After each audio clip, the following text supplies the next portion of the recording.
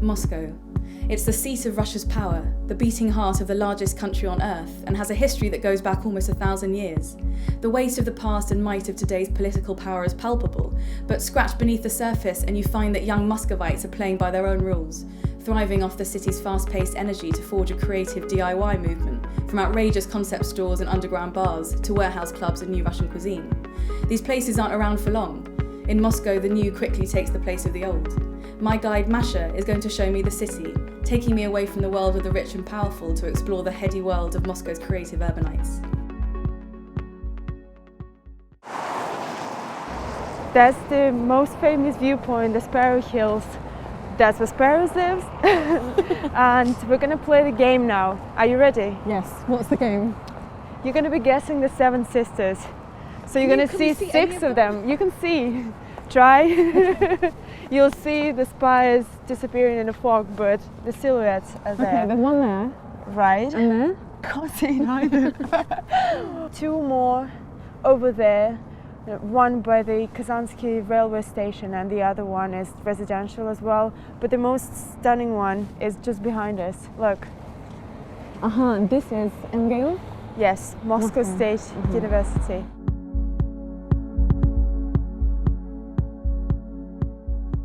This place, basically this building is called Khachlovka. So they were the first in Moscow to open a multi-brand, which was an offline, and it was back then when Russian designers were not that thriving. Right, what should I wear when we go out tonight then? I actually like these. Oh, how about this? Why are all clothes made for tall people? How about a typical, like, raver outfit? Does it look like I'm wearing a duvet?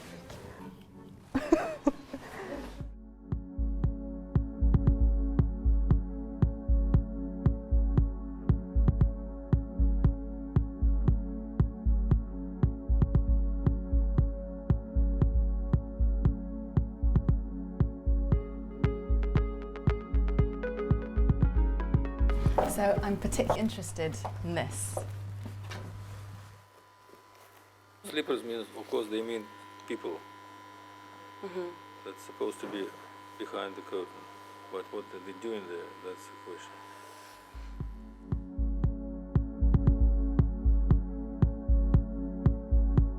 question. Is this still a functioning factory? No. It is partly a functioning factory, but not in this building, in the building near. There is no place like this in Moscow. I mean, the space with this format of music and art directing. It's a big place in the center of Moscow with really unique interiors that we do not touch.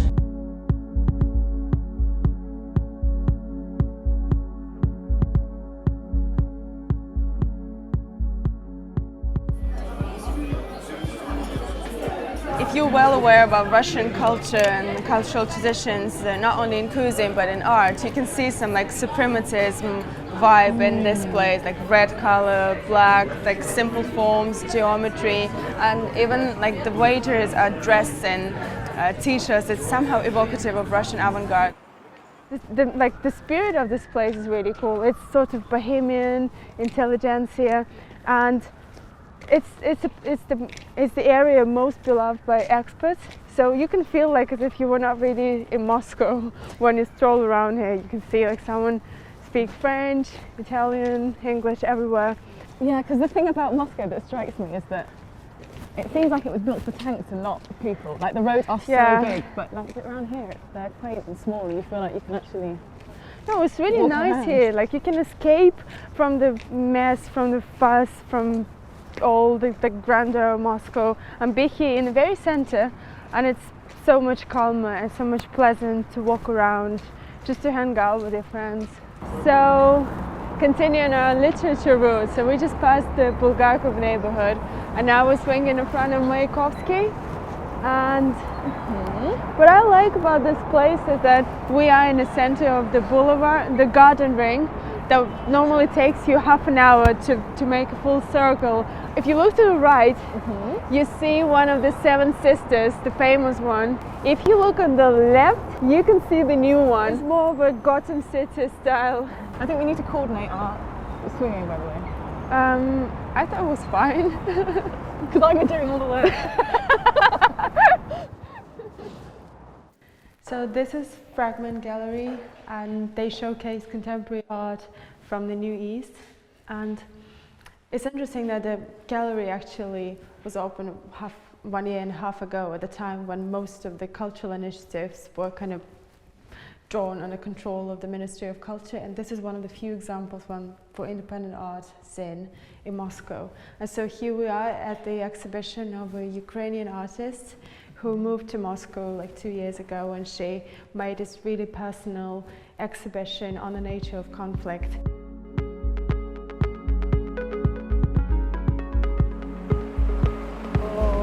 This is, I don't know the name of it, but this is the Royal Russian fish. It's actually Russian, it's not French, because after sanctions came into effect, there was a boom in like local farming and agriculture, so loads of cheeses are now produced in Russia, but they work with like French consultancy and things, so you can never like really differentiate that this is not a French cheese. It's delicious. Oh. Hold on a minute. Do we have... Yes. No, it's okay actually. To smell, you need to smell it first. Yeah. Oh, the aroma of vinegar with floating bits of dill. How lovely. Cheers. Remember the moment.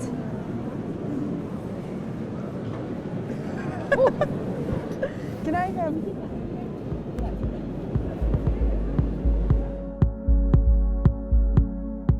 Moscow, it has to be said, doesn't do things by halves, and the sheer pace at which life moves is invigorating. With Masha, we discovered that while Moscow is home to politicians and oligarchs, it's the counterculture, the individual initiatives, galleries, bars and cafes that really push the city forward. The DIY side of Moscow is hedonistic, and that's partly because it feels so fleeting. The most striking thing you realise is that the unofficial culture here doesn't exist in spite of Moscow's official status. It exists because of it. And it's clear that the young people who live in the city are carving out a Moscow of their own.